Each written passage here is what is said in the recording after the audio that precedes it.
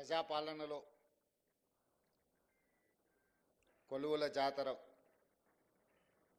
ఒక పండగ కార్యక్రమాన్ని ఏర్పాటు చేసి నాతో పాటు పంచాయతీరాజ్ శాఖ మాత్యులు సోదరిమణి సీతక్క గారు, శాసనసభ్యులు యాదయ్య గారు, ఈర్లపల్లి శంకర్ గారు, ప్రభుత్వ సలహాదారులు వేణుగోపాలరావు గారు, అదేవిధంగా కేంద్ర మాజీ మంత్రివర్యులు వేణుగోపాలాచారి గారు, చీఫ్ సెక్రటరీ శాంతి కుమారి గారు, ఎంఏయుడి ప్రిన్సిపల్ సెక్రటరీ దాన్ కిషోర్ గారు, పంచాయతీరాజ్ ఉన్నత అధికారులు,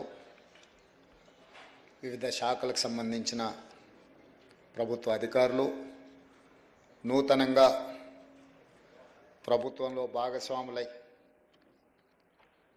తెలంగాణ పునర్నిర్మాణంలో మీ వంతు బాధ్యతను నెరవేర్చాలని ఉవ్విల్లూరుతున్న 922 మంది ఈనాడు ఒక దశాబ్ద కాలం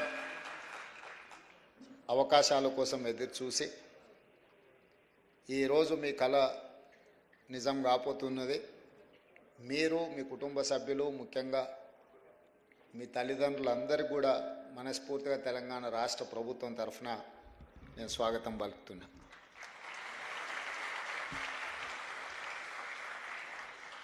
ఎవరికైనా మొట్టమొదటిసారి ఉద్యోగం రావడం, ఒక బాధ్యతను చేపట్టడం అనేది అనిర్వచనీయమైన సందర్భం. నేను మొదటిసారి ఇండిపెండెంట్ జడ్పీటీసీగా గెలిచినప్పుడు ఈనాడు ముఖ్యమంత్రి పదవి చేపట్టిన దానికంటే కూడా ఎక్కువ ఆనందం కలిగింది.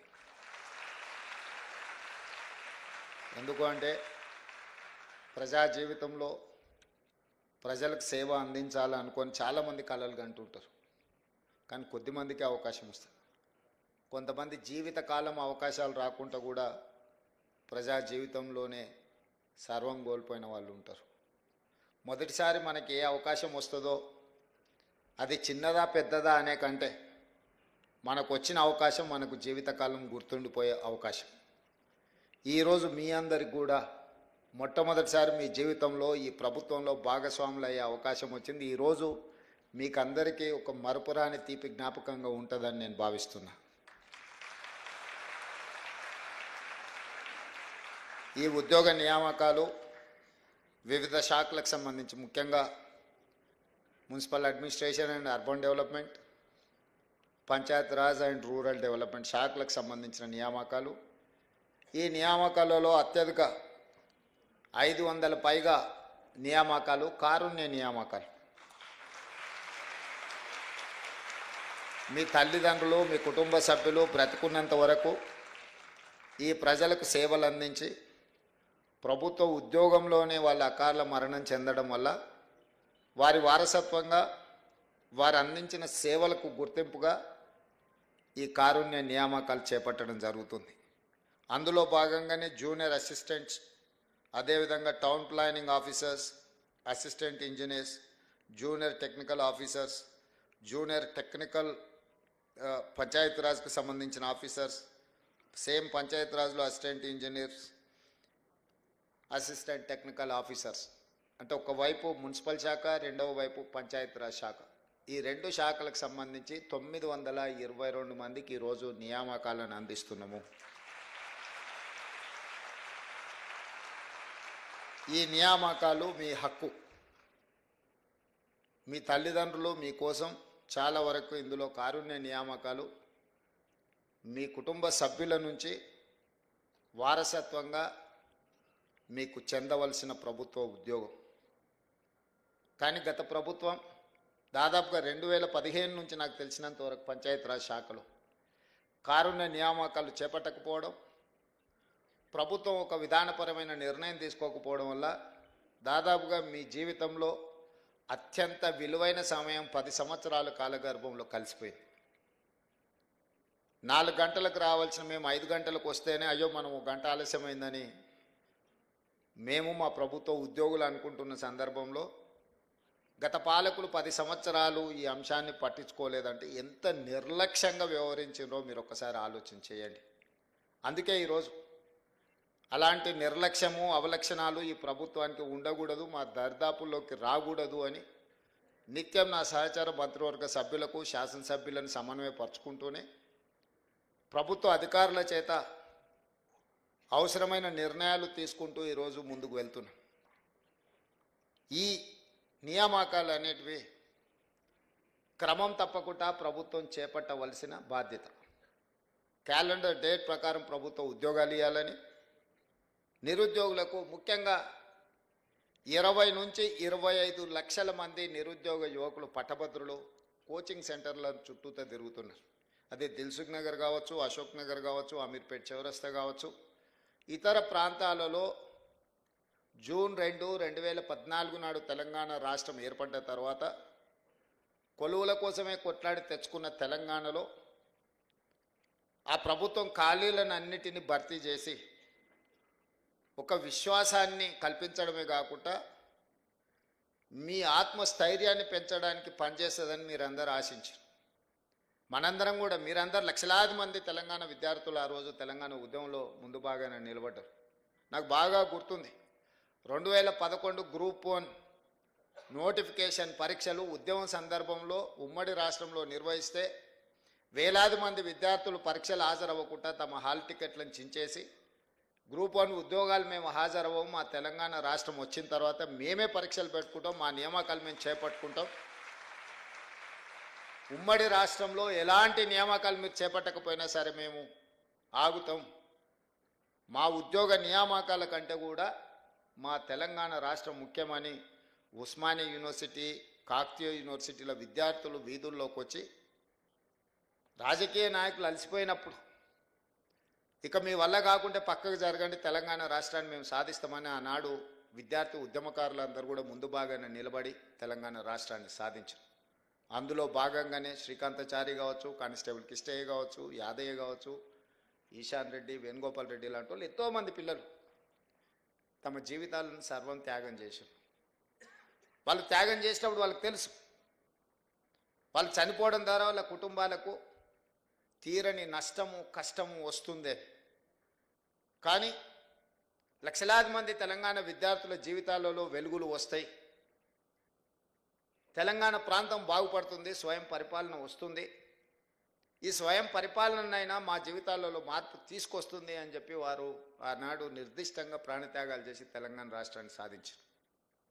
కానీ వాళ్ళ లక్ష్యం నెరవేరలేదు. తెలంగాణ రాష్ట్రం అయితే వచ్చింది, కానీ వచ్చిన రాష్ట్రంలో ఏ ఆకాంక్షల కోసం ఆ పిల్లలు ప్రాణాలు ఇచ్చిండ్రో ఆ ఆకాంక్షలు నెరవేరలేదు. గత 10 సంవత్సరాల నుంచి 20 నుంచి 25 లక్షల మంది విద్యార్థులు ఊర్లో తల్లిదండ్రులకు 22-23 ఏళ్ళ వయసు ఉన్నప్పుడు పోటీ పరీక్షలు రాసి ప్రభుత్వ ఉద్యోగాన్ని సాధించుకొని మళ్ళీ ఇంటికి వస్తామని తల్లిదండ్రులకు చెప్పి బయలుదేరి, ముఖ్యంగా ప్రభుత్వ ఉద్యోగాల కోసం ప్రయత్నం చేస్తున్న వాళ్ళు దళితులు, గిరిజనులు, ఆదివాసీలు, బలహీన వర్గాలు, పేదలు. ఆగర్భ శ్రీమంతుడు ఎవరు అసిస్టెంట్ జూనియర్ అసిస్టెంట్ ఉద్యోగం కోసమో, అసిస్టెంట్ ఇంజనీర్ కోసమో, లేకపోతే జూనియర్ టెక్నికల్ ఆఫీసర్ కోసమో కోటీశ్వర్లు ఎవరు ప్రయత్నం చేయరు. 99% పేదవాళ్ళు, చదువుకున్న వాళ్ళు ఈ రాష్ట్ర నిర్మాణంలో భాగస్వాములు అవ్వడమే కాకుండా తమని కనిపెంచిన తల్లిదండ్రులు ఈ రకంగా కాస్త జీవితంలో సంతోషాన్ని, కనీసం వాళ్ళు పడ్డ శ్రమను మర్చిపోతారని చెప్పి పేదవాళ్ళే ఈనాడు హైదరాబాద్కు వచ్చారు గ్రామీణ ప్రాంతాల నుంచి. వచ్చేటప్పుడు తొవ్వ ఖర్చులకో, లేకపోతే ఎక్కడో ఒక దగ్గర తెలిసిన వాళ్ళ దగ్గర ఉండడం కోసమో, లేకపోతే యూనివర్సిటీలలో అడ్మిషన్లు తీసుకొని ఉన్నత చదువులు చదువుతూనే పోటీ పరీక్షలకు సిద్ధమైంది. ఒక 6 నెలల్లో సంవత్సరంలోనో కోచింగ్ సెంటర్లలో కోచింగ్ తీసుకొని పోటీ పరీక్షలు రాసి ప్రభుత్వ ఉద్యోగ ఫలితాలు వస్తే, ఉద్యోగం వస్తే సరే, ఉద్యోగం రాకపోతే ప్రత్యామ్నాయం గురించి ఏం చేయాలని ఒక ఆలోచనతోనే వచ్చారు. సంవత్సరం లోపల తేలాల్చిన విద్యార్థుల భవిష్యత్తు గందరగోళంగా మారి శాశ్వత నిరుద్యోగులుగా హైదరాబాదు నగర వీధుల్లో తిరుగుతుంటే 10 సంవత్సరాలైనా ఆనాటి ప్రభుత్వం పరీక్షలు నిర్వహించలేదు. దీన్ని బాధ్యతారహితం అనాలనా, లేకపోతే నిర్లక్ష్యం అనాలనా? లేకపోతే వైఫల్యం అనాలా నాకు తెలియదు. మీరు ఆలోచన చేసుకోండి. మీరు అందరు చదువుకున్నోళ్ళే. ఈరోజు డిసెంబర్ 7, 2023 నాడు నేను బాధ్యత చేపట్టిన తర్వాత ప్రతి డిపార్ట్మెంట్లో గత 10 సంవత్సరాలుగా ఇచ్చిన నోటిఫికేషన్లన్నీ, నిర్వహించిన పరీక్షలన్నీ, ఫలితాలు విడుదల కాకుండా కోర్టు న్యాయస్థానాలలో చిక్కుముళ్ళన్నీ, ఒకవేళ పరీక్షలు నిర్వహించిన ప్రశ్నపత్రాలు జిరాక్స్ సెంటర్లలో అమ్ముడువైన పరీక్షలన్నీ, ఈ కోచింగ్ సెంటర్ల చుట్టూ ఇన్ని లక్షలాది మంది తిరుగుతుంటే ఇది మొట్టమొదటి ప్రధాన సమస్యగా మా ప్రభుత్వం భావించి 10 సంవత్సరాలు నోటిఫికేషన్లు లేకపోతే పరీక్షలు నిర్వహించకపోవడం, న్యాయస్థానాలలో చిక్కుముళ్ళుగా ఉన్న వాటిని అన్నిటిని ఒక్కొక్కటిగా పరిష్కరించుకుంటూ 57,924 ఉద్యోగ నియామక పత్రాలు ఎల్బీ స్టేడియంలోనో లేకపోతే రవీంద్ర భారతిలోనో ఏ పిల్లలకైతే ఉద్యోగాలు వచ్చినాయో వాళ్ళ తల్లిదండ్రులతో సహా అందరిని పిలిచి నేనే స్వయంగా ఒక సంబరాన్ని వాళ్ళు ఆస్వాదించే విధంగా వాళ్ళ జీవితంలో ఒక మరుపురాని గొప్ప అనుభూతిగా నిలబడాలి, వాళ్ళందరినీ నేను చూడాలి, వాళ్ళందరి కళ్ళల్లో సంతోషం ఆనందం చూస్తే మేము నిజంగా మా లక్ష్యాన్ని చేరుకున్నట్టే అని చెప్పి ఏ నియామకం కూడా యథాలాపంగా మీ ఇంటికి కాల్ లెటర్ పంపలే. మిమ్మల్ని అందరిని కూడా పిలిచి మీ కుటుంబ సభ్యుల మధ్యలో మిమ్మల్ని మా కుటుంబ సభ్యులుగా భావించి అది ఎల్బీ స్టేడియంలోనో లేకపోతే నక్లెస్ రోడ్డు మీద ఉన్న అంబేద్కర్ సాక్షిగానో లేకపోతే రవీంద్ర భారతిలో మీ మధ్యలోనే మీకు నియామక పత్రాలు ఇచ్చినాం. ఇవాళ వాళ్ళు మాట్లాడుతున్నారు ఇవన్నీ మేము నోటిఫికేషన్లు ఇచ్చినాం, నీ నియామకాలు కానే కావాలి. నేను వారిని అడుగుతున్న 10 సంవత్సరాలు మీరు నోటిఫికేషన్లు ఇచ్చి సరైన విధంగా పరీక్షలు నిర్వహించకపోవడం వల్ల యుక్త వయసులో ఉన్న పిల్లల జీవితాలు ఎంత సర్వనాశనమైనవి. మీరు ఎందుకు బాధ్యత తీసుకోలేదు? 10 నెలల్లో మేము చేసిన పనులు 10 సంవత్సరాలలో మీరు ఎందుకు చేయలేకపోయినారని నేను అడుగుతున్నా. అన్ని నోటిఫికేషన్లు నేను ఇచ్చినా అని చెప్తలేను.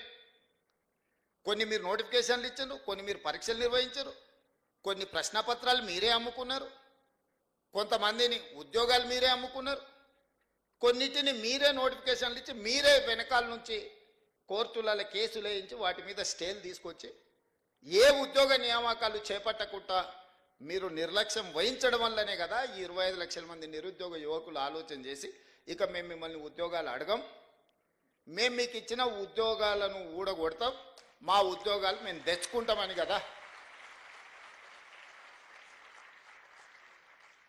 ఆ విద్యార్థి నిరుద్యోగ ఉద్యమకారులు ప్రాణాలు అర్పించి తెలంగాణ తెచ్చి మీకు ఉద్యోగ అవకాశాలు కల్పిస్తే 10 సంవత్సరాలు మీరు మీ కుటుంబమే ప్రతిరోజు పంచభక్ష పరిమాణాలతో పండుగ చేసుకున్నారు. మీ ఉద్యోగాలు మీరు ఆస్వాదించిండ్రు తప్ప ఈ పిల్లలకు ఉద్యోగాలు ఇవ్వాలని ఆలోచన చేసిండ్రా? ఈరోజు నేను ఒక్క మాట అడగదలుచుకున్నా, ఈ నోటిఫికేషన్లన్నీ మావే రేవంత్ రెడ్డి చేసింది ఏముందయా అని నేను ఒక్క మాట అడగదలుచుకున్నా. మీ ఇంట్లో మీ పిల్లల్ని ప్రజలు తిరస్కరించి నిజామాబాద్ పార్లమెంట్ సభ్యుడిగా, అదేవిధంగా మీ బంధువును కరీంనగర్ పార్లమెంట్ సభ్యుడిగా ప్రజలు తిరస్కరించారు. 6 నెలలు తిరగకముందే వాళ్ళిద్దరికి కారుణ్య నియామకాలు చంద్రశేఖరరావు గారు ఇచ్చిండ్రా? లేదా ఒకరికి ఎమ్మెల్సీకి ఇచ్చారు, ఒకరికేమో ప్లానింగ్ కమిషన్ వైస్ చైర్మన్ ఇచ్చిండ్రు.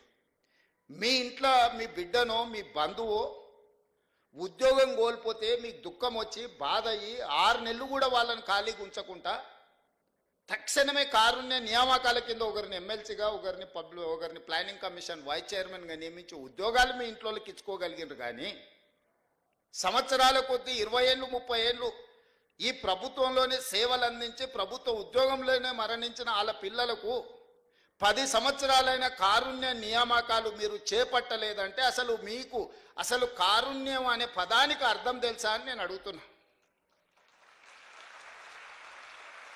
మీ కుటుంబం పట్ల, మీ కుటుంబ సభ్యుల పట్ల చూపించిన కారుణ్యము ఈ పేదోళ్ళ పిల్లల పట్ల ఎందుకు చూపించలేదనేదే నా ప్రశ్న. మీరు చూపించని దగ్గర మేము చూపించినాం, మా విజ్ఞత ప్రదర్శించినాం. మేము మా ఉద్యోగాల కోసం తాపత్రయపడలే. మేం చేపట్టిన పదవి ఒక భావోద్వేగము. ఈ లబ్ధిదారులకు ఏదైనా న్యాయం చేయాలన్న ఆలోచనతోని మన ప్రభుత్వం ఈరోజు దాదాపుగా ఈరోజు మీ నియామకాలతోని 59,000 ప్రభుత్వ ఉద్యోగ నియామక పత్రాలు నేను అందించిన. స్వతంత్రం వచ్చినప్పటి నుంచి ఈ రోజు వరకు అది ఉమ్మడి రాష్ట్రంలో కావచ్చు, లేదా నరేంద్ర మోడీ గారు ముఖ్యమంత్రిగా ఉన్న గుజరాత్లో కావచ్చు, దేశంలోనే అతిపెద్ద రాష్ట్రమైన ఉత్తరప్రదేశ్ కావచ్చు, ఏ రాష్ట్రాన్నైనా ఏ రాజకీయ పార్టీనైనా నేను సూటిగా సవాలు విసురుతున్నా.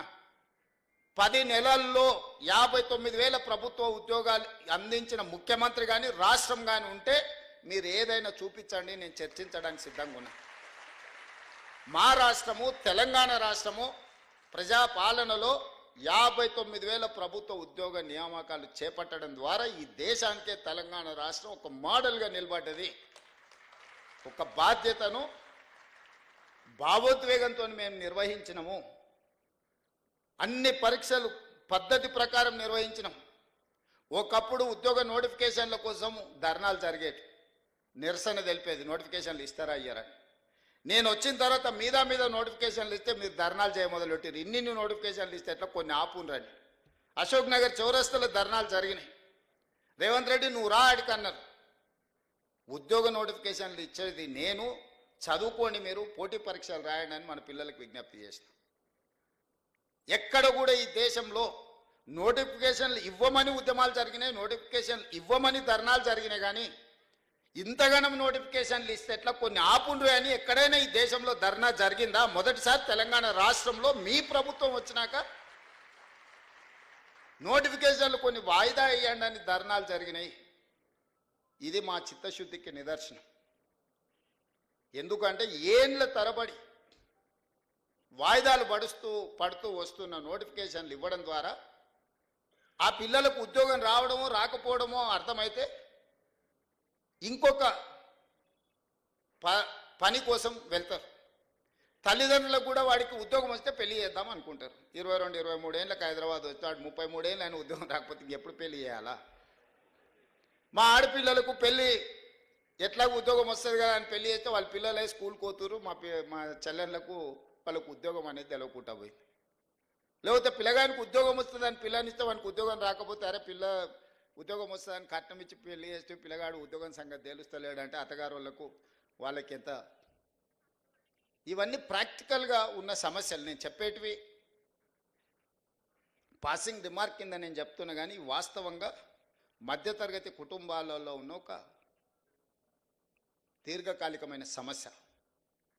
కోచింగ్ సెంటర్లకు ఫీజులు కట్టాలి, పిల్లలు హైదరాబాద్లో చదువుకోవడానికి డబ్బులు ఇవ్వాలి, వాళ్ళు ఇక్కడెక్కడ ఉద్యోగం పోయేటట్టు ఉండదు, ఊర్లలో తల్లిదండ్రులకు వీళ్ళకి పంపించగలిగినంత ఆర్థిక స్తోమత ఉండదు, వాళ్ళు ఉపాధి హామీ కూలీకి పోయో లేకపోతే ఊర్లలో కూలీ నాలి పనిచేసి ఆ పైసలు ఎన్ని సంవత్సరాలు పంపించాలి, వాళ్ళ కోసం ఎన్ని సంవత్సరాలు ఎదురు చూడాలా. అందుకే నేను నిర్ణయించుకున్నా, ఏ ఖాళీలైనా పెండింగ్ పెట్టకండి. అందుకే గ్రూప్ 1 ఎన్ని రకాల కేసులు వేసినా సుప్రీంకోర్టు వరకు కొట్లాడి అన్ని కేసులను, తప్పుడు కేసులను అన్నిటిని కూడా బంగాళాఖాతం లేపించి ఇవాళ గ్రూప్ 1 ఫలితాలు ఇచ్చింది. ఉమ్మడి రాష్ట్రంలోనే స్వతంత్రం వచ్చినప్పటి నుంచి 563 గ్రూప్ 1 పోస్టులు ఎన్నడి ఇవ్వలే. ఇవాళ మన ప్రభుత్వం 30 రోజుల్లో 563 మంది గ్రూప్ 1 పోస్టులను మనం నియమించుకోబోతున్నాం. గ్రూప్ 2, గ్రూప్ 3 కూడా మనం ఫలితాలు ఇచ్చినాం, సర్టిఫికెట్స్ వెరిఫికేషన్ ఇవన్నీ జరుగుతున్నాయి.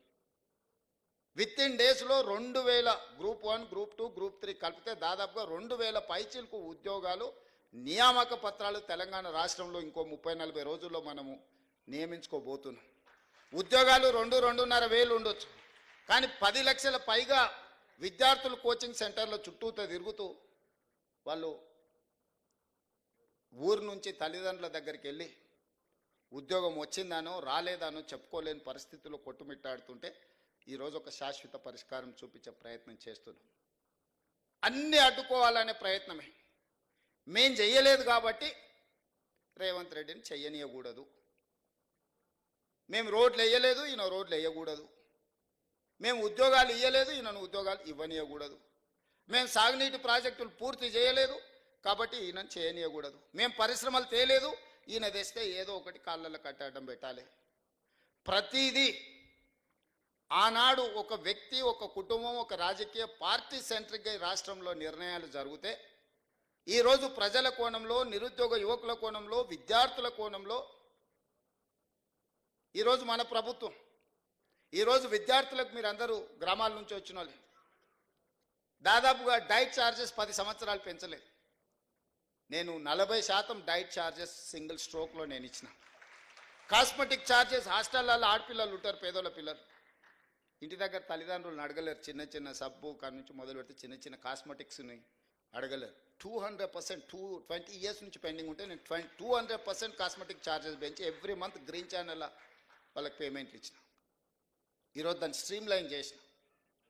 ఇంటిగ్రేటెడ్ రెసిడెన్షియల్ స్కూల్స్ మేము ఎస్సీ ఎస్టీ బీసీలకు రెసిడెన్షియల్ స్కూల్స్ ఓపెన్ చేసినామని 7 ఉన్నాయి. అవి 2000 మంది విద్యార్థులు ఉంటే 10 బాత్రూములు కూడా లేవు. ఒక్కొక్క బాత్రూమ్ దగ్గర 500, 200 మంది పిల్లలు క్యూ కట్టే పరిస్థితి. అక్కడి నుంచి ఈరోజు ప్రతి నియోజకవర్గానికి ఒక young India integrated residential schools 20 నుంచి 25 ఎకరాలలో 200 కోట్ల రూపాయలతోటి మన సింగిల్ జీవో 58 నియోజకవర్గాలలో అనుమతించిన 11,000 కోట్ల రూపాయలు మంజూరు చేసిన. గ్రీన్ ఛానల్లో కలెక్టర్ల ఖాతాలు ఆల్రెడీ నగదు కలెక్టర్ ఖాతాలు నిధులు పెట్టేసిన. రేపు పొద్దుగాలే బిల్లులు వచ్చినాయి రాలేదని కాంట్రాక్టర్లు పని ఆపితే పిల్లలకు నెక్స్ట్ అకాడమిక్ ఇయర్ లోపల ఒక మంచి ఇన్ఫ్రాస్ట్రక్చర్ ఇవ్వాలి కార్పొరేట్ లెవెల్లో వాళ్ళకు విద్యను అందించడానికి. అదేవిధంగా స్కిల్స్కి సంబంధించి యంగ్ ఇండియా స్కిల్స్ యూనివర్సిటీ ప్రతి సంవత్సరం 1,10,000 మంది ఇంజనీరింగ్ విద్యార్థులు పాస్ అవుతున్నారు తెలంగాణ రాష్ట్రంలో. 1,10,000 మంది ఇంజనీర్లు బయటకు వస్తే 10,000 మంది కూడా ఉద్యోగాలు వస్తలేవు. 1,00,000 మంది ఖాళీగానే ఉంటున్నారు. తల్లిదండ్రులు వచ్చి కలుపుతారు, సార్ మా పిల్లగాడు ఇంజనీరింగ్ చదువుకున్నాడు ఏదైనా ఉద్యోగం చూడు సార్ అని. మన ఢిల్లీలో బిల్ గేట్స్ వస్తే ఒక ఆయన వచ్చింది, సార్ బిల్ గేట్స్ వచ్చింది కానీ నువ్వు చెప్తే ఉద్యోగం ఇవ్వడమ్మా పిల్లగానికి ఇవ్వండి అని. ఎట్లా వస్తుంది అంటే, సార్ మరి ఇంజనీరింగ్ చదువుకున్నా నాకేం తెలుసు సార్. అందుకే తీసుకుంటున్న సర్టిఫికెట్కి మనకున్న నైపుణ్యానికి పొంతన లేదు. డిమాండ్ అండ్ సప్లైలో చాలా గ్యాప్ ఉంది. ఈ గ్యాప్ను ఫిలప్ చేయడానికే యంగ్ ఇండియా స్కిల్స్ యూనివర్సిటీని ఒక అద్భుతమైన మోడల్ని దేశానికి ఆదర్శంగా ఉండే విధంగా ఈరోజు యంగ్ ఇండియా స్కిల్స్ యూనివర్సిటీని తీసుకొచ్చినాం. మన పిల్లలకు సాంకేతిక నైపుణ్యాన్ని పెంపొందించడం ద్వారా ఉద్యోగమే కాదు స్వయం ఉపాధి కూడా వాళ్ళు కల్పించుకోవడానికి అవకాశం ఉంటుంది. వాళ్ళకు అవకాశాలు కల్పించాను యంగ్ ఇండియా స్పోర్ట్స్ యూనివర్సిటీని తీసుకొచ్చినాం. ఇవన్నీ మీరు చేసిన ఉంటే యంగ్ ఇండియా స్కిల్స్ యూనివర్సిటీ కానీ యంగ్ ఇండియా స్పోర్ట్స్ యూనివర్సిటీని కానీ లేకపోతే young India integrated residential schools for SC ST BC and minority పిల్లలకు మీరు నిర్మించి ఉంటే ఇవన్నీ కూడా నాకు అవకాశమే రాకపోవు కదా.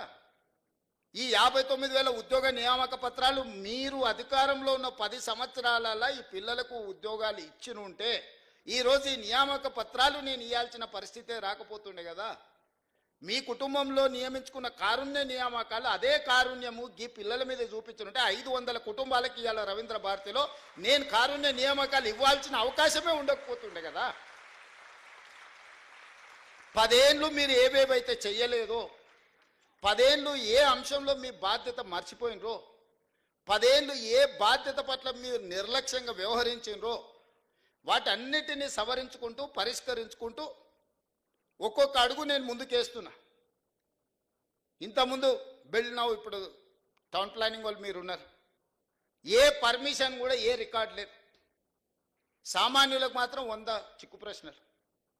ఉన్నోడు వస్తే మాత్రం మాన్యువల్గా అప్లికేషన్. భూమి ప్రభుత్వం ఉందా తెలియదు, భూమి ప్రైవేట్దా తెలియదు, భూమి చెరువులు ఉందా తెలియదు, భూమి నాలాలు ఉందా తెలియదు, భూమి యజమాని ఇంకోరా తెలియదు. కాగితాలు ఆయన గారికి ఇస్తారు, ఆయన చూస్తాడు, ఈయన అనుమతిస్తాడు, వాడు కడతాడు. కట్టినాక ఎవడో నా భూమి ఆయన వస్తే కొనుక్కున్నాడు, చూసేటోడు ఇచ్చినోడు అందరు ఇరుక్కుంటారు. కమిషన్లు తీసుకున్నాడు, హ్యాపీగా ఉన్నాడు. అందుకే నేను చెప్పిన అధికారులకు నథింగ్ డూయింగ్ ఆఫ్లైన్ పర్మిషన్స్ ఇయ్యను. మా బిల్డర్ చాలామంది నా మీద అలిగినరు. అరే మాకు ముందు చాలా లగ్జరీ ఉండే, మాకు చాలా కంఫర్ట్ ఉండే, ఒక ఆయనకు తీసుకొని పోయి కాగితాలు మిగతా అప్పచెప్తే నిమిషాలలో మాకు అనుమతి వచ్చేది. నువ్వు వచ్చినాక అన్ని చిక్కుముళ్ళు వేస్తున్నావు అని. ఒక రిఫార్మ్ తీసుకొచ్చేటప్పుడు డెఫినెట్గా కొంత అప్పటి వరకు లగ్జరీ అనుభవించిన వానికి కొంత బాధ ఉంటుంది. ఎందుకంటే మాకు ఇంత గ్రీన్ ఛానల్లో మాకు కొన్ని వెసులుబాట్లు ఉండే. రేవంత్ రెడ్డి గారు రాగానే పేదోడు లేదు పెద్దోడు లేదు అందరు క్యూలో రావాలి, ఆన్లైన్లో రావాలి, మీరు ఆటోమేటిక్ యాప్లో అప్లోడ్ చేయాలి, మీరు ఏమేమి పెడుతారో అందులో పెట్టుకురు, ప్రజలు పబ్లిక్ డొమైన్లో ఉంటుంది. ఈ భూమి ఎవరిదో తేలుతుంది, అది చెరువులు ఉందా లేదా తేలుతుంది, అది నాలాలు ఉందా లేదా తేలుతుంది. ఇవాళ అనుమతులు ఇచ్చిన వాళ్ళు మేము కొంతమందిని వాళ్ళు ఒత్తిడితో ఇచ్చారు. మేము ప్రాసిక్యూషన్కు మా అధికారులు రాశారు హైదరాబాద్ ఈ ఆఫీసర్లు అందరూ లోపలేమని. వాళ్ళు నేను పిలిచిన ఏం చేయాలి సార్, ఆనాడు ఉన్నాయని ఇవ్వమన్నాడు, మేము ఇచ్చినాం, మీరు మమ్మల్ని ఏమో శిక్షిస్తామంటారు, మా పరిస్థితి ఏందని. అందుకే కుర్చీలో కూర్చున్న వాళ్ళు ఒత్తిడి తెచ్చినా పారదర్శకంగా ఉండాలని ఇవాళ బిల్డ్ నవ్ అనే ఒక యాప్ తీసుకొచ్చి పబ్లిక్ డొమైన్లో పెట్టి ఎంత పెద్దోడైనా ఇందులోనే అప్లికేషన్ పెట్టుకోవాలి. దీన్ని స్క్రూటినీ చేయడానికి ప్రజలకు అవకాశం ఇచ్చినాం, ప్రభుత్వ అధికారులకు అవకాశం ఇచ్చినాం. రేపు పొద్దుగాల ప్రభుత్వ ఉద్యోగస్తులకు అనుమతి ఇచ్చింది కాబట్టి మీరే బాధ్యత, మీరు శిక్ష అనుభవించుండి అని మిమ్మల్ని బలి చెయ్యొద్దన్న ఆలోచనతోని ఈరోజు తెలంగాణకు సంబంధించిన కొంతమంది తయారు చేసిన ఒక యాప్ని ఈరోజు మనము ఇంట్రడ్యూస్ చేసినాం. ఇవన్నీ కూడా పారదర్శకమైన పరిపాలన అందించాలని, ఒక ట్రాన్స్పరెంట్ గవర్నమెంట్ ఇవ్వడానికి చేస్తున్న వెల్ఫేర్ అండ్ డెవలప్మెంట్తో పాటు ఒక ట్రాన్స్పరెంట్ గవర్నెన్స్ ఇవ్వాలనేది నా ఆలోచన. That is called good governance, that is called Telangana model. ఈ తెలంగాణ అనేది దేశానికే. నరేంద్ర మోడీ గారు అప్పుడప్పుడు చెప్తుంటారు, ఈ దేశ ప్రధానమంత్రి ఆయన అంటే నాకు గొప్ప గౌరవం, ఈ దేశాన్ని నేనే అభివృద్ధి చేసిన అంటారు. సంతోషం, ప్రధానమంత్రికి 3 సార్లు అవకాశం వస్తే డెఫినెట్గా చేస్తారు. కానీ ఆంధ్రప్రదేశ్, తెలంగాణ, తమిళనాడు, కర్ణాటక ఇన్ఫ్రాస్ట్రక్చర్ డెవలప్మెంట్ అంత ఇక్కడనే జరిగింది. కంపెనీలు అన్నీ ఇక్కడికే వచ్చినాయి. ఇక్కడున్నోళ్ళే కాదు, ఆ ఉత్తరప్రదేశ్ నుంచో లేకపోతే ఉత్తర భారతదేశం నుంచో గుజరాత్ నుంచో ఉద్యోగాలు చేయడానికి మన దగ్గరకు వస్తారు. మీరే అభివృద్ధి చేస్తే, మీరు ప్రాతినిధ్యం వహిస్తున్న ఉత్తరప్రదేశ్లో ఎందుకు ఉద్యోగాలు వస్తలేవు, మనోళ్ళు అక్కడికి ఎందుకు పోతలేరు? మీరు పుట్టి పెరిగిన గుజరాత్లో ఎందుకు ఉద్యోగాలు వస్తలేవు, ఇక్కడి నుంచి అక్కడికి ఎందుకు పోతలేరు? దక్షిణ భారతదేశంలో తమిళనాడు కావచ్చు, తెలంగాణ కావచ్చు, కర్ణాటక కావచ్చు, ఈ 3 రాష్ట్రాలు, చెన్నై కావచ్చు, హైదరాబాద్ కావచ్చు, బెంగళూరు కావచ్చు, ఈరోజు మన దక్షిణాది రాష్ట్రాలకు సంబంధించిన వాళ్ళే కాదు, ఉత్తరాది రాష్ట్రాలకు సంబంధించిన వాళ్ళు కూడా ఉద్యోగ ఉపాధి అవకాశాల కోసం మన దగ్గరికే వస్తారు కదా. ఛత్తీస్గఢ్, జార్ఖండ్ నుంచి, ఒడిశా నుంచి ఇవాళ లేబర్ కూడా మన దగ్గరకు వస్తున్నారు కదా. అభివృద్ధి మేం సాధించినట్ట, అభివృద్ధి మీరు చేసినట్ట అని నేను అడగదలుచుకున్న వారిని. అభివృద్ధికి చిరునామా మన ప్రాంతాలు, కష్టానికి మారు పేరు మనం. మార్కెటింగ్ రకరకాల వాళ్ళు చేసుకుంటారు, వాళ్ళకి మార్కెటింగ్ చేసుకునే తెలివితేటలని చేసుకుంటారు. కష్టం చేసేదే మనకు తెలుసు. చాలామంది నన్ను అంటుంటారు, నీ మీద వ్యతిరేకత ఉంది, నీ మీద కోపంగా ఉన్నారని. నేను అడగదలుచుకున్న మీ ద్వారా, రైతులు ఎందుకు కోపం ఉంటారు? 25,35,000 మంది రైతులకు 20,617 కోట్ల రూపాయల రుణమాఫీ 10 నెలల్లో చేసినందుకు నా మీద రైతులు కోపంగా ఉంటారా? మహిళలు, మా ఆడబిడ్డలు రాష్ట్రం మొత్తం ఆర్టీసీలో ఉచిత ప్రయాణం ఇచ్చినందుకు, చదువుకునే పిల్లల కాడ నుంచి మన పెద్దమ్మల వరకు అమ్మగారింటికి వెళ్ళాలన్నా, అమ్మవారిని దర్శించుకోవాలన్నా ఉచిత బస్సు ప్రయాణం ఇచ్చినందుకు మా ఆడబిడ్డలు నా మీద కోపంగా ఉంటారా? లేకపోతే 1000 ఆర్టీసీ బస్సులను యజమానులను చేసి, కోటీశ్వరులను చేసి, కార్పొరేట్ కంపెనీలు చేసే వ్యాపారం మా స్వయం సహాయక సంఘాలకు అందించినందుకు ఆడబిడ్డలు నా మీద కోపంగా ఉంటారా? లేకపోతే 1000 మెగావాట్ల సోలార్ విద్యుత్ ఉత్పత్తి సామర్థ్యం, సోలార్ పవర్ ప్రాజెక్ట్స్ అంటే అదాని, అంబానీలు, టాటాలు, బిర్లాలను ఒకప్పుడు అనుకునేది. అదాని, అంబానీలతో పోటీ పడే విధంగా మా ఆడబిడ్డలకు 1000 మెగావాట్ల సోలార్ విద్యుత్ ఉత్పత్తి కాంట్రాక్ట్ మా ఆడబిడ్డలకు, మా సీతక్కకు చెప్పి, మా బట్టి విక్రమార్క గారికి చెప్పి ఇవాళ 1000 మెగావాట్ల సోలార్ ఉత్పత్తి సామర్థ్యం ఒప్పందం మా ఆడబిడ్డలు చేసిన. అందుకోసం నా మీద కోపంగా ఉంటారా? 50 లక్షల కుటుంబాలకి ఈరోజు 200 యూనిట్లు ఉచిత కరెంట్ ఇస్తున్న, పేదవాడి ఇంట్లో వెలుగులు ఈరోజు ఈ ప్రభుత్వం ఇస్తుంది. అందుకోసం ఈ 50 లక్షల కుటుంబాలు నా మీద కోపంగా ఉంటారా? 43 లక్షల మంది ఆడబిడ్డలకు 500 రూపాయలకు సిలిండర్ ఇస్తున్నాం, అందుకోసం నా మీద కోపంగా ఉంటారా? విద్యార్థులకు, లక్షలాది మంది విద్యార్థులకు 40% డైట్ ఛార్జెస్, 200% కాస్మెటిక్ ఛార్జెస్ పెంచినందుకు ఆ చిన్నారులు నా మీద కోపంగా ఉంటారా? అంతెందుకు 57,000 ఉద్యోగ నియామక పత్రాలు అందించినందుకు వాళ్ళు ఉంటారా కోపంగా? ఉద్యోగాలు వచ్చిన వాళ్ళు ఎందుకు ఈరోజు 922 కుటుంబాలు వచ్చినాయి.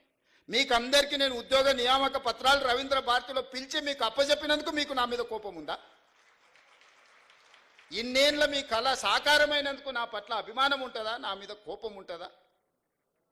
సోషల్ మీడియాలో ఎవడో పెట్టిందని మీరు ఎవ్వరు ఏమనకపోవడం వల్ల అదే నిజం అనే అబద్ధం, నిజం గడప దాటే లోపల అబద్ధం మొత్తం ప్రపంచాన్ని చుట్టేసి వస్తుంది. ఏంటంటే వాళ్ళు అడ్డగోలుగా సంపాదించారు, ఎంతైనా పెట్టుబడి పెడతారు. సోషల్ మీడియా అంటేనే వాట్సాప్ యూనివర్సిటీ అంటేనే పెట్టుబడులతో జరిగే నల్లధనాన్ని అందులో పెట్టుబడిగా పెట్టి ఇంధనంగా మార్చి ఈ ప్రభుత్వం మీద బురద జల్లాలనే ప్రయత్నం చేస్తుండ్రు. ఎక్కడ మేము వైఫల్యం చెందినము, రేవంత్ రెడ్డికి పట్టు రాలేదు అని అంటారు. పట్టు రావడం అంటే ఓ రాజయ్యను దళితుని తీసేయడం, ఓ ఈటల రాజేందర్ బలైన వర్గాల వ్యక్తిని మంత్రివర్గం నుంచి తీసేస్తే పట్టు వచ్చినట్ట, తీయడానికి కారణం చెప్తే పట్టు వచ్చినట్టు, తీయడానికి సహేతుకమైన కారణం ఉంటే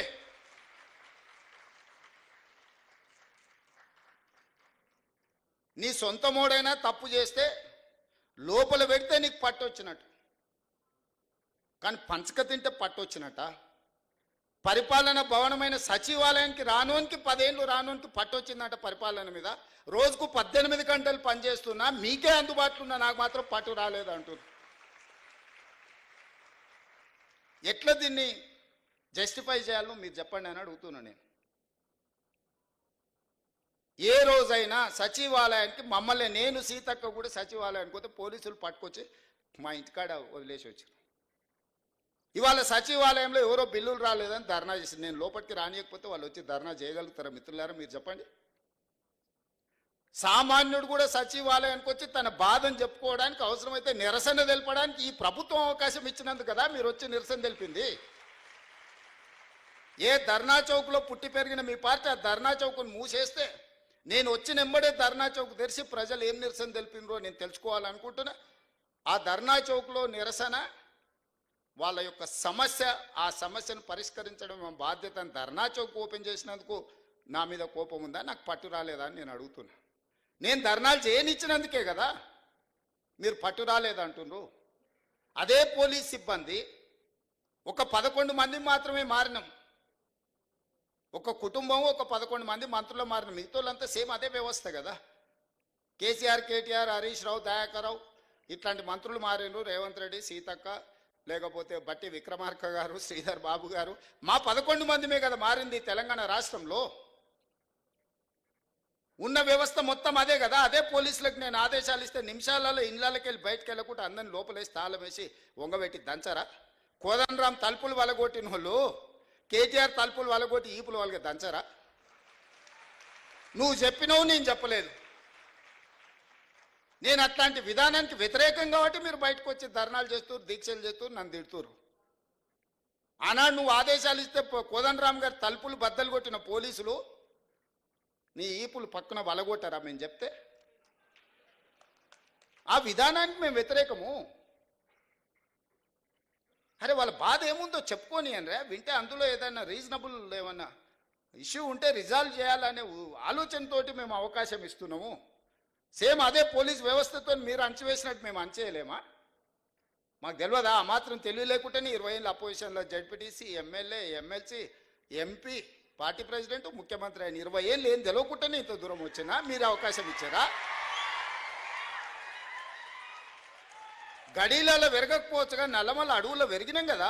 క్రూర జంతువులను చూసినాం, సామాన్యులను కూడా చూసినాం కదా. గడీలలో దొరల్లాక మేము పెరగకపోవచ్చు, కానీ నల్లమల్ల అడవుల్లో చెంచులను చూసుకుంటేనే, పేదోళ్ళని చూసుకుంటేనే పెరిగినాం కదా. మాకు మనుషులు ఎట్లుంటారు, మానవ మృగాలు ఎట్లుంటాయో మాకు తెలియదా? తెలియకుండానే ఇంత దూరం వచ్చిందా నేను? మాకు మానవత్వం ఉంది, మీకు మానవత్వం లేదు. మా మానవత్వాన్ని మేము ప్రదర్శిస్తున్నాం, మేము విజ్ఞతను ప్రదర్శిస్తున్నాం. రాజు అనేవాడు విజ్ఞతతో వ్యవహరించాలి అని. ఒక రాష్ట్రానికి ముఖ్యమంత్రి అనేవాడికి విజ్ఞత ఉండాలి. ఆ విజ్ఞతను నేను ప్రదర్శిస్తున్నా. మీరు ఆ విజ్ఞత లేకుండా వ్యవహరించారు కాబట్టి ఈరోజు బయటకు రాలేని పరిస్థితుల్లో మీరు ఫామ్ హౌస్లో పడుకోవాల్సిన పరిస్థితి వచ్చింది. నీకు నాకున్న తేడా అది. సచివాలయమే లేకుండా, పరిపాలన భవనానికే రాకుండా వాళ్ళకి పట్టొచ్చిందంట. ప్రతిరోజు రోజుకు 18 గంటలు పనిచేసే నాకు, మా సీతక్కకు పరిపాలన మీద పట్టు రాలేదంట. ఇది ఎట్లా విశ్లేషిస్తారో మీరు అందరూ చదువుకున్న వాళ్ళు మిమ్మల్నే విశ్లేషించమని అడుగుతున్నా. తెలంగాణ సమాజాన్ని విశ్లేషించమని అడుగుతున్నా. ఇంద్రవల్లి అమరవీరులకు ఇండ్ల పట్టాలిచ్చి భూములు ఇచ్చినందుకు, ఇంద్రవల్లి అమరవీరుల స్తూపాన్ని ఒక పర్యాటక కేంద్రంగా చేసినందుకు మా మీద ఆదివాసీలు కోపంగా ఉన్నారా? లేకపోతే సమ్మక్క సారలమ్మ జాతరని అద్భుతంగా నిర్వహించినందుకు మా మీద కోపంగా ఉన్నారా? లేకపోతే యాదగిరి గుట్టని యాదాద్రి నువ్వు చేస్తే తెలంగాణ ప్రజల యొక్క ఇష్టదైవం యాదగిరిగుట్ట లక్ష్మీ నరసింహస్వామి. ఆ పేరును కూడా తెలంగాణకు వదలలేను. చాలామంది యాదగిరి అని మిత్రులు ఉన్నారు. ఆయన యాదాద్రి మారవంగానే నా దగ్గరకు వచ్చి, సార్ మరి ఆ గుట్ట మీద చూసి మా తల్లిదండ్రులు యాదగిరి అని పెట్టారు, అది మారింది, ఇప్పుడు మా పరిస్థితి ఏందని. మీకేం చింతొద్దా, నేను వచ్చినాక మళ్ళీ యాదగిరి గుట్ట చేస్తా అని యాదగిరి గుట్ట చేసిన. వాళ్ళకి టీటీడీ ఉంటే మనకు వైటీడీ ఉంది. మనం కూడా పెద్ద సంస్థను ఏర్పాటు చేసుకున్నాం. ప్రతిసారి దర్శనాలకు వాళ్ళని అడుక్కొని మా ఎమ్మెల్యేల లెటర్లు అన్నాను. మనం అడుక్కున్నాం ఎందుకు? భద్రాచలంలో రాములవారు లేరా? లక్ష్మీ నరసింహస్వామి లేడా? లేకపోతే రామప్పలో శివుడి అంశ లేదా మనకు? మనం మన వాటిని అభివృద్ధి చేసుకోలేదు కాబట్టి, ప్రభుత్వం వాటి మీద దృష్టి పెట్టలేదు కాబట్టి ఈరోజు మనం ఇతరుల వైపు చూస్తున్నాం. అద్భుతమైన శిలా సంపద ఉన్నది, అద్భుతమైన దేవాలయాలు ఉన్నది, అద్భుతమైన సంస్కృతి ఉన్నది తెలంగాణ ప్రాంతానికి. అందుకే ఈరోజు మనం ఎండోమెంట్స్ పాలసీ తీసుకొచ్చి టూరిజం ప్రమోషన్లో భాగంగా ఈరోజు వీటన్నిటిని అభివృద్ధి చేయాలని మనం ఒక పాలసీ తీసుకొచ్చినాం ఆల్రెడీ. అందుకే వైటీడీని ఈరోజు మనం పెట్టుకుని తొందరలోనే బోర్డు వేసుకుంటాం. అద్భుతంగా మనం మన దగ్గర ఉన్న పరిశ్రమలను కానీ దేవాలయాలను కానీ ఇక్కడ ఏమేం కావాలో అవన్నీ చేసుకుందాము. మన అందరికీ సిలికాన్ వ్యాలీనే ఈరోజు మనం డ్రైవ్ చేయగలిగినాం. నిన్ననే మెక్డొనాల్డ్స్ హైదరాబాద్లో మా కార్పొరేట్ ఆఫీస్ పెట్టుకుంటాం, ఇండియాలోనే హైదరాబాద్కి వచ్చారు. బయోటెక్లో ప్రపంచంలోనే పేరెన్నికగా నామ్జైన్ అమెరికాలో ఉంటుంది. ఫస్ట్ టైం వాళ్ళ దేశాన్ని వదిలి బయటకు వచ్చారు, హైదరాబాద్కి వచ్చారు. హెచ్సిఎల్ వాళ్ళు 15,000 మంది, 1,00,000 మంది ఈరోజు వాళ్ళు ఎంప్లాయీస్ తెలంగాణలో. కాగ్నిజెంట్, విప్రో, ఇన్ఫోసిస్, ప్రపంచంలోనే అత్యధికంగా ఉద్యోగులు ఉన్న వాళ్ళ వ్యాపార సంస్థల్ని హైదరాబాద్లో విస్తరించుకున్నారు. ఇవన్నీ కూడా మనం వచ్చిన తర్వాత ఒకరొకరిని వాళ్ళని కలిసి అవసరమైతే వాళ్ళ ఆఫీసులకి వెళ్ళి ఈరోజు ఇన్ఫ్లేషన్ అంటే ధరల నియంత్రణ. భారతదేశంలో 1.3 అతి తక్కువ ధరల పెరుగుదల ఉన్న రాష్ట్రంగా తెలంగాణ రాష్ట్రం నెంబర్ 1 ఉంది. ఇది కేంద్ర ప్రభుత్వం ప్రకటించింది, నేను ప్రకటించలే. అన్ఎంప్లాయ్మెంట్ 8.8 ఉన్నదాన్ని 6.1. నిరుద్యోగ సమస్యను పరిష్కరించిన రాష్ట్రంగా మొట్టమొదటి రాష్ట్రంగా తెలంగాణ నిలబడింది, కేంద్ర ప్రభుత్వం ప్రకటించింది. రాష్ట్ర ప్రభుత్వాలు సొంతంగా పన్నుల వసూళ్లలో భారతదేశంలో నెంబర్ 1, 88%. టార్గెట్లో 88% రీచ్ అయి దేశంలోనే మొదటి రాష్ట్రంగా తెలంగాణ రాష్ట్రం ఉంటే 86%తో మహారాష్ట్ర ఉంది. నరేంద్ర మోడీ గారు ప్రాతినిధ్యం వహించే గుజరాత్ 6th ప్లేస్లో ఉన్నది. తెలంగాణ రాష్ట్రంలో పన్నులలో పారదర్శకత తీసుకొచ్చి 88% సక్సెస్ రేషియో మన స్టేట్ చూపించింది. ఇది మన పరిపాలన మీద పట్టు. ధరల నియంత్రణలో, నిరుద్యోగ సమస్యను పరిష్కరించడంలో, రాష్ట్రం సేకరించాల్సిన పన్నులలో దేశానికే రోల్ మోడల్గా నిలబడి పెద్ద పెద్ద కార్పొరేట్ కంపెనీలను గుజరాత్కు పోకుండా తెలంగాణకు తీసుకొచ్చి తెలంగాణ పరిపాలన మీద పట్టు సాధించిన మేము దేశానికే ఆదర్శంగా నిలబడి తెలంగాణ మోడల్ అని ఈరోజు చెప్పుకుంటున్నాం. ఆయన అంటాడు, మిస్ యూనివర్స్ హైదరాబాద్లో ఎట్లా కండక్ట్ చేస్తారని. ఏంద్రా నాయన నీ బాధ, నీ దుఃఖమేంది? ఏంది అసలు ఆయన ఆవేదన ఏందో, బాధ ఏందో, దుఃఖం ఏందో నాకు అర్థం కాలే. ఒక అద్భుతమైన అవకాశం పర్యాటక రంగానికి ఇది. 140 దేశాలకు సంబంధించిన ప్రతినిధులు అందరూ మన హైదరాబాద్ రాష్ట్రానికి 25-26 రోజులు ఉండబోతున్నారు. మే 7th నుంచి మే 31st వరకు ప్రపంచ దేశాలన్నీ మన నగరంలో, మన ప్రాంతంలో, not only in Hyderabad, Warangal 1000 స్తంభాల గుడి కావచ్చు, రామప్ప గుడి కావచ్చు, పర్యాటక ప్రాంతాలు ఏవేవైతున్నాయో తెలంగాణ రాష్ట్రంలో అన్ని వాళ్ళు పర్యటించబోతున్నారు. తెలంగాణలో ఉన్న ప్రసిద్ధి చెందిన పర్యాటక క్షేత్రాలన్నిటి దగ్గర ఈ ప్రపంచ అందగత్తెలు ముందర అక్కడికి వచ్చి అక్కడ మిస్ వరల్డ్ కాంపిటీషన్స్ మన రాష్ట్ర ప్రభుత్వం నిర్వహించబోతుంది. ఎంత గొప్ప అవకాశము! 72సారి ఇప్పుడు నిర్వహించేది. 72 సార్లలో ఒక్కసారి అమితాబ్ బచ్చన్ ముంబైలో నిర్వహించాడు. 70 సార్లు ఇతర దేశాలలోనే జరిగింది. 72వసారి మన తెలంగాణ రాష్ట్రం ప్రపంచానికి ఆతిథ్యం ఇవ్వబోతుంది. 3000 ఛానల్స్ ప్రపంచం నుంచి మన దగ్గర నెల రోజులు ఉండబోతున్నారు. 3000 ఛానల్స్ అండ్ పేపర్స్ హైదరాబాద్ ఆతిథ్యం ఇవ్వబోతుంది. గ్లోబ్లో హైదరాబాద్ ఒక ల్యాండ్ మార్క్ కాబోతుంది. అసలు ఇంత మంచి సందర్భం వస్తే నువ్వు అభినందించకపో, నీ బాధ దుఃఖం రోజు మాట్లాడుతుండు. దానికి ఎట్లా ఖర్చు పెడితే దీనికి ఎట్లా ఖర్చు. మేము దుబారా చెయ్యము. మేము 5-10 కోట్లు 20 కోట్లు ఒకవేళ దీంట్లో ఖర్చు పెడితే ప్రపంచ దేశాల నుంచి వేలాది లక్షలాది మంది ఇక్కడికి వస్తే ఇక్కడ ఉండే hotel industry, food industry, other ఇండస్ట్రీస్లో 100 కోట్ల రూపాయల ఆదాయం తెలంగాణ రాష్ట్రానికి రాబోతుంది. మీరే ఒక గుడికి యాదగిరి గుట్టకు పోతారు. బస్సు ఉచితం ఇచ్చినా మీరు ఉండి లేచింది అనుకోండి, ఆడ ఏదైనా షాపులలో కొనుక్కున్నది అనుకోండి, మీ ట్రాన్స్పోర్ట్ కంటే కూడా 3 అంతలు ఎక్కువ పైసలు ఖర్చు పెడతలేరా? మనం జాతరకు పోతాం, మన పిల్లలు అదిగోని ఇదిగోని అని అంటే మనల్ని ఎవరన్నా ఫ్రీగా తీసుకపోయినా మనం ఆడ ఖర్చు పెట్టొస్తలేమా? Hotel industry, food industry, transportation, ఇన్ని వేల మంది వస్తే ఎన్ని ట్యాక్సీలు, నిరుద్యోగ యువకులకు ట్యాక్సీలు నడుపుకో, ఊబర్, ఓలా లాంటి వాటికి ఎంతమందికి పని కలుగుతుంది? ఎన్ని హోటల్స్ నెల రోజులు 100% బుకింగ్ ఉంటాయి? ఇంత ఆదాయం రాష్ట్రానికి రాబోతుంది. ప్రపంచ దేశాలని హైదరాబాద్ నగరం వైపు చూడబోతున్నాయి. ఇన్ని దేశాలను ఒక దగ్గరికి మనం రప్పించగలిగిన శక్తి సామర్థ్యం నీకుంటే, అమెరికాలో చదివచ్చినావు కదా, 10 ఏళ్ళలో ఎందుకు తీసుకురాలేదు? ఫార్ములా ఈ రేస్ అంట. ఫార్ములా ఈ రేస్ ముసుగులో ప్రభుత్వం పైసలు నువ్వు కొల్లగొట్టినావు స్వామి. అందుకోసమనే నువ్వు కేసు ఎదుర్కొంటున్నావు. నీకు నాకు పోలిక లేదు. ప్రజల కోణంలో ప్రజా సమస్యలను పరిష్కరించాలన్న ఆలోచనతో నేనున్నా. ఉద్యమం ముసుగులో మొత్తం ఉన్నదంతా ఊడ్చుకపోదామన్న ఆలోచన మీరున్నారు. నీకు నాకున్న తేడా ఇది. ఏ రోజన్నా మిమ్మల్ని ఆ కుటుంబ సభ్యులకి ఇట్లా కలిసి చెప్పడానికి మాట్లాడినారా? మీరు మీరు మీరు ప్రత్యక్ష సాక్షులే కదా, నేనేం కొత్తగా చెప్పాల్సిన పని లేదు కదా. నేను ఎందుకు ఇవన్నీ మీ దగ్గర పంచుకుంటున్నా అంటే, ఇవన్నీ చర్చలు జరగాలి. 10 సంవత్సరాల వాళ్ళ పరిపాలన, మొదటి 6 నెలలు మనకు పార్లమెంట్ ఎన్నికల వరకు మనం పరిపాలన చేసింది. ఇలా తర్వాత 10 నెలలు మనం పరిపాలన చేసింది. 10 నెలల్లో నేను తీసుకున్న నిర్ణయాలను విశ్లేషించండి. విశ్లేషించి మార్కులు ఇవ్వండి. పట్టు వచ్చిందా, పట్టు రాలేదా?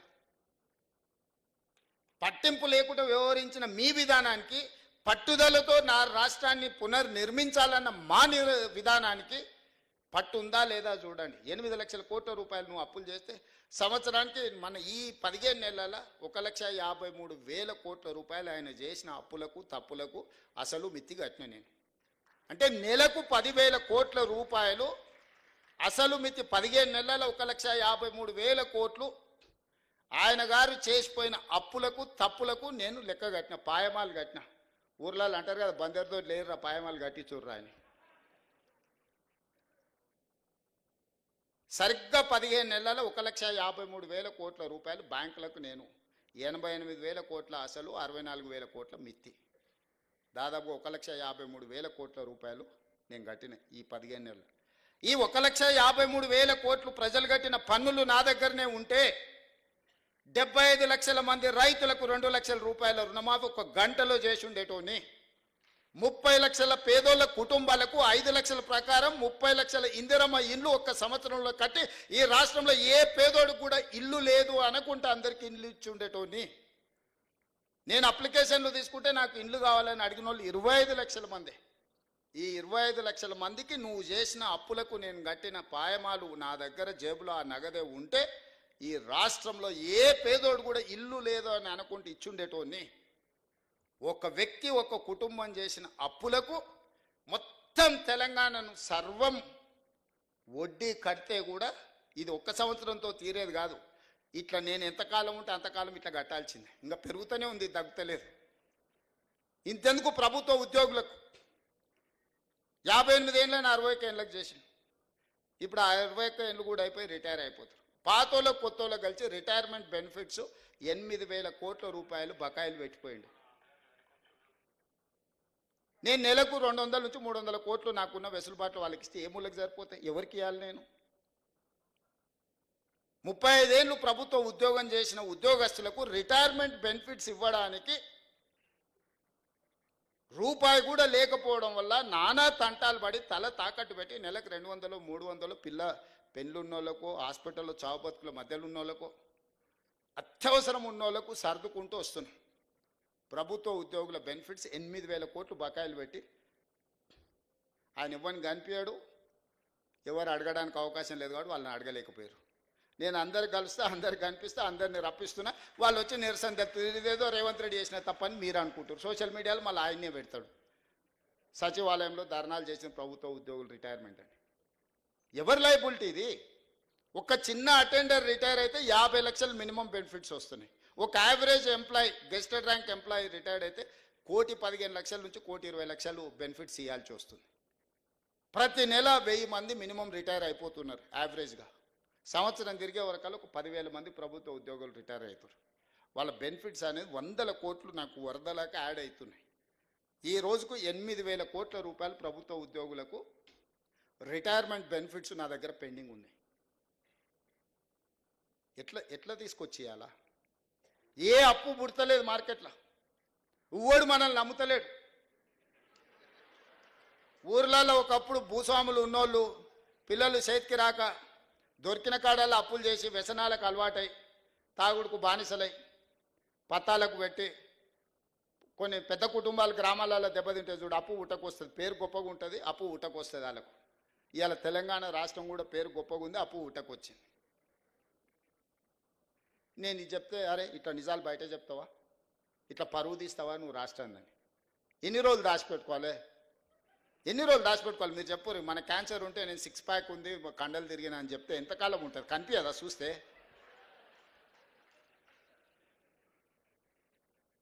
అందుకే ఉన్నది ఉన్నట్టుగా చెప్పి మిమ్మల్నే అడుగుతున్నా, కొంత వెసులుబాటు ఇవ్వండి, నేను కూడా తీసుకుంటా.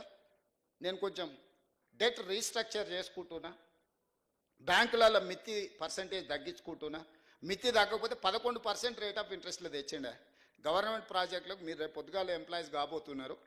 4%, 5%కు ఇవ్వడానికి పొచ్చడి బ్యాంకులు ఉన్నాయి భూమి మీద. కాకపోతే వాడు మొత్తం డీటెయిల్ ప్రాజెక్ట్ రిపోర్ట్ అడుగుతాను. నువ్వు దేనికి అప్పు అడుగుతున్నావు, ఏం చేస్తావు, ఎట్లా చేస్తావు, ఏం కడతావు, కట్టేదానికి ఎంత ఖర్చు అవుతుంది, ఎస్టిమేట్స్ ఏంది, ప్రాజెక్ట్ రిపోర్ట్ ఇవి, మళ్ళీ వెనక్కి ఎట్లా కడతావు, దీని ఆదాయం ఎట్లొస్తాను మొత్తం పేపర్లు అడుగుతాడు. పక్కాగా అప్పిచ్చేటోడు పక్కాగా పత్రాలు అడుగుతాడు. అవునా? దొంగ కాగితాలు, డూప్లికేట్ కాగితాలు పక్కన పెడితే వాడు ఎంతైనా మిత్తి అంటే తీసుకుంటాడు. ఈయనకి తెలుసు, ఆయనకి తెలుసు, వీడు పారిపోతాడని, వీడు కట్టేది ఎగదొబ్బేదే కదా, నాకేం చేసేది ఉందని. కేవలం వాళ్ళ కమిషన్ల కోసము కాళేశ్వరం మీద 1,50,00,000 కోట్ల రూపాయలు అప్పు తెస్తే it the rate of 11%. Projects reservation కానీ రివర్ రిజర్వేషన్ల వరల్డ్ బ్యాంక్ నుంచి ఏడీబీ బ్యాంకులు 3 to 4% రేట్ ఆఫ్ ఇంట్రెస్ట్ ఇవ్వడానికి సిద్ధంగా ఉంది. జస్ట్ డిపిఆర్ సబ్మిట్ చేస్తే దొంగతనం బయటపడుతుందని అడాక్ బేసిస్ మీద వాళ్ళ దగ్గర లోన్ అప్రూవల్ తీసుకొని 1,50,00,000 కోట్ల రూపాయల అప్పు 10.50 ఆల్మోస్ట్ 11% రేట్లో ఇంట్రెస్ట్లకు తెచ్చింది. నేను 32 సార్లు ఢిల్లీకి పోయి కాళ్ళ ఏళ్ళబడి అధికారులను దాన్ని డెట్ రీస్ట్రక్చర్ చేయించి 5%, 6%కు రీస్ట్రక్చర్ చేయిస్తున్నా. నేను నా ఇంటికి రూపాయి రాదు, ఈ రాష్ట్రానికి ఆదాయం పెరిగితే ఈ ఆదాయాన్ని వెల్ఫేర్ కింద, డెవలప్మెంట్ కింద తిరిగి రాష్ట్రానికే ఖర్చు పెడతా. నేను ప్రతి నెల నాకు ఒక 500 కోట్లు అదనంగా దీంతో డెట్ రీస్ట్రక్చర్ అయితే ఈ 500 కోట్లు రిటైర్డ్ ఎంప్లాయీస్ బెనిఫిట్స్ కోసం వాడతా. ఇట్లా అక్కడక్కడ ఇసుక మాఫియా 2016-17 600-700 కోట్లు ఉన్న ఇన్కమ్ ఇసుక 2025లో కూడా సేమ్ అదే ఉంది, 600-650. మనం నెల కింద నాకు కోపం వచ్చి ఏందైతే దీని కథ తెలుద్దాం అసలు దంచురాన్ని దంచిపిస్తే అంతకుముందు 1,00,00,000 వచ్చేది పర్ డే, 1,50,00,000 యావరేజ్గా. నేను దంచడం మొదలుపెట్టినాక ఎగ్దాం 3.5 కోట్ల నుంచి 4 కోట్లకు పోయింది. రోజుకు 2.5-3 కోట్ల ఆదాయం పెరిగింది. ఒక్క సంవత్సరానికి 2 కోట్ల యావరేజ్ చేసుకుని 700 కోట్లు. 10 ఏళ్ళల్లో 7,000 కోట్లు ఇసుకలో వీళ్ళు దోపిడీకి పాల్పడ్డారు. ఇసుక మాఫియా వీళ్ళు. మీరు పంచాయతీరాజ్ అండ్ మున్సిపల్ శాఖలో పనిచేస్తారు, రేపటి నుంచి మీకు తెలుస్తుంది. ఎందుకు ఈ వివరాలు చెప్తున్నా అంటే, నేను చెప్పిన మా అధికారులు గ్రామ పంచాయతీ నుంచి DTCP, director town country planning ఎక్కడ పర్మిషన్ వచ్చినా ఆన్లైన్ యాప్లో అప్లోడ్ చేయండి. ఎంత స్టీల్ కావాలి, ఎంత సిమెంట్ కావాలి, ఎంత ఇసుక కావాలి, ఏడగొన్నాడు లెక్క దీపిరు. ట్యాక్స్ ఎక్కడ పోతుంది, ఆటోమేటిక్ వచ్చి ఖాతాలో పడుతుంది. దొంగతనాన్ని మనం సాంకేతిక నైపుణ్యంతో నిరోధిస్తే లెక్క పక్కాగా తెలుస్తుంది. అందుకే దాన్ని కూడా సెంట్రలైజ్ చేయమని చెప్పిన. మైనింగ్ వాళ్ళను, మున్సిపల్ వాళ్ళను, పంచాయతీరాజ్ శాఖ వాళ్ళని అనుమతులు ఇచ్చేటోళ్లకు ఈ మెటీరియల్ ఎక్కడి నుంచి రావాలి. నేను మా వాళ్ళని లెక్కలు అడిగితే ఇంతకంటే పెరగదు సార్ అన్నారు. అవునా, అట్లనే రాండి కూర్చోండి. నేను ప్రిన్సిపల్ సెక్రటరీ, ఐఏఎస్లు వాళ్ళంటే పెద్ద పెద్ద చదువులు చదువుకున్న వాళ్ళు, మనకు చదువు లేదు. కానీ నేను ఒక లెక్క చెప్పిన, రాష్ట్రంలో స్టీల్ ఎంత అమ్ముడు పోయింది, సిమెంట్ ఎంత అమ్ముడు పోయిందో లెక్క తీయరి. ఆ స్టీలు ఆ సిమెంట్ ప్రకారం ప్రపోర్షనేట్గా ఇసుక ఎంత అవసరం ఉంటుందో లెక్క తీయరి. ఎందుకంటే స్టీలు సిమెంట్ జిఎస్టీ లెక్క ఉంటుంది కదా. ఆ సేల్స్ అన్నీ క్యాలిక్యులేట్ చేయించిన. వాళ్ళకి అర్థం కాలే ఎందుకు చేయిస్తున్నాం. ఇసుక ఎంత అవసరం అవుతుందో 4 కోట్ల మెట్రిక్ టన్నుల ఇసుక అవసరమవుతుందని లెక్క తేలింది. నేను అడిగిన రోబో శాండ్ 1 కోటి మెట్రిక్ టన్నులు తీసేవా 25%. 3 కోట్ల మెట్రిక్ టన్నులు సంవత్సరానికి ఇసుక అవసరం ఉంది. ఈరోజు ఎంత అమ్ముతున్నాం అంటే 1,25,00,000 అమ్ముతున్నాం అన్నాడు. అంటే 1,75,00,000 మెట్రిక్ టన్నుల ఇసుక దొంగతనం జరుగుతుంది. దొంగలు దొంగిలించి వీళ్ళకి అమ్ముకుంటారు. ఇసుక లేకుండా స్టీల్ సిమెంట్ వాడగలమా, నిర్మాణాలు చేయగలమా? అంటే ఏదో ఒక రూపంలో ఇసుక వాళ్ళ దగ్గరకు పోతుంది కదా. ప్రభుత్వ ఖజానాకు రూపాయి రాకుండా ప్రభుత్వ లెక్కకు దొరకకుండా పోతుంది. కాబట్టి నాకు ఇవన్నీ తెలియదు. 4 కోట్ల మెట్రిక్ టన్నుల ఇసుక ప్రభుత్వ లెక్కలోకి రావాల్సిందే. మీరు ఏం చేస్తారో నాకు తెలియదు. ఎవరినైనా లోపలేయండి, నాకు లెక్క దొరకాల్సిందే అని చెప్పిన. ఒక్క దెబ్బకు రోజుకి ఇప్పుడు 1,00,000 మెట్రిక్ టన్నులకు పెరిగింది. అంతకుముందు 30,000 35,000 అమ్ముడు పోయేది. ఇప్పుడు రియల్ ఎస్టేట్ బిల్డర్స్ ఇక్కడ కూడా క్రెడాయి వాళ్ళని పిలిచి అడగమని చెప్పిన. మీకు ఎంత కావాలో మాకు చెప్పు, మేమే డైరెక్ట్ మీకు డోర్ డెలివరీ ఇస్తామని. ఒకప్పుడు రైతు బజార్లు ఉండేటివి. నేను ఇప్పుడు హైదరాబాద్లో శాండ్ బజార్లు ఓపెన్ చేయించిన. 3 సెంటర్లు పెద్ద పెద్దది చేయించిన. గవర్నమెంటే తీసుకొచ్చి ఇసుక వస్తుంది. ఇక్కడ కావాల్సిన వాళ్ళు చక్కగా అడిగిపోయి కూరగాయలు రైతు బజార్లో కొనుక్కున్నట్టే కుటుంబాలు తక్కువ రేటుకు వస్తాయి కదా. ఇసుక అడిగిపోయి దొడ్డి ఇసుక 1,600, సన్న ఇసుక 1,800. అంతకుముందు 2,100 సన్న ఇసుక ఉండే, దొడ్డి ఇసుక 1,800 ఉండే. సన్న ఇసుక మీద 300, దొడ్డి ఇసుక మీద 200 డిస్కౌంట్ ఇచ్చి హైదరాబాద్ వరకు తీసుకొచ్చి మీరు ఆన్లైన్లో లారీ బుక్ చేసుకుంటే మీ ఇంటికాడనే ఇస్తాం. మీరు డైరెక్ట్ పోతే అడిగిపోయి తీసుకొచ్చి ఇసుక ఏడ కొనుక్కోవాలి, ఎవరిని అడగాలి? ఏ దొంగోడు అర్ధరాత్రి పూట లారీ తెచ్చిపోస్తాడో, రాత్రి అంతా మెలుకొతో ఉండాలి, తిప్పలు పోయింది. మైనింగ్ డిపార్ట్మెంటే మీ ఇంటి దగ్గర డోర్ డెలివరీ ఇచ్చే. ఆయనను మందు డెలివరీ ఇచ్చే విధానం తెచ్చి నేను ఇసుక డెలివరీ ఇచ్చే విధానం తీసుకొచ్చిన. దీనివల్ల వినియోగదారులకు వెసులుబాటు దొరుకుతుంది, ప్రభుత్వానికి ఆదాయం పెరుగుతుంది.